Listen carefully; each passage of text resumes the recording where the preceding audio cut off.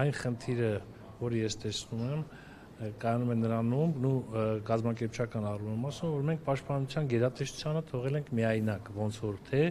եւ նման դեպքերի պատասխանատվությունը ամբողջությամբ բարդում ենք պաշտպանության գերատեսչության վրա։ Իհարկե, պաշտպանության գերատեսչության պատասխանատվության գոտում են գտնվում զինծառայողները, եւ եթե նրանք ծառայության մեջ են, հետեւաբար նրանց անվտանգությունը, ամեն ինչը, պատասխանատվությունը հենց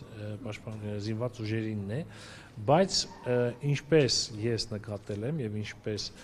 մի շարք վիճակագրական տվյալներ են ցույց տալիս, դա համակարգային խնդիր է։ Մենք պետք է, կարծում եմ, լուրջ փորձագիտական հարթակ ստեղծենք, հավաքագրենք եւ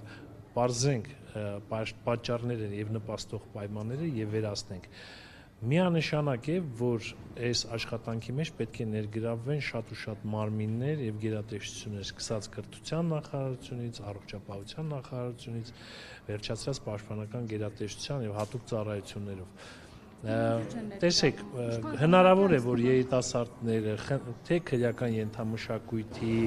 այդ արժեքներ կրող, թե հոգեբանական խնդիրներ ունեցող գալիս են, չէ, զինված ուժեր, այնտեղ արդեն ավելի սուր եւ ընդգծված պայմաններ են եւ սրանից ելնելով տեղի են ունենում կոնֆլիկտներ ու հարցը հասնում է նաեւ մինչեւ ինքնասպանության կամ ինքնասպանության հասցնելուն։ Բայց մենք նախ խնդիրը պետք է դնենք, որ զինված ուժեր մուտք գործելիս քաղաքացին որոշակի առումով պատրաստ լինի իր կամային, բարոյական, դաստիարակչական հատկանիշներով արդեն պատրաստ լինի բանակում ծառայելու։ Այս ուղղությամբ կարծում եմ մեծ աշխատանք ունենք անելու, այո, շատ մտահոգիչ է, բայց ես գտնում եմ, որ շատ արագ պետք է ինչ-որ փորձագիտական հարթակ ձևավորենք եւ հասկանանք, թե որտեղ է մարդու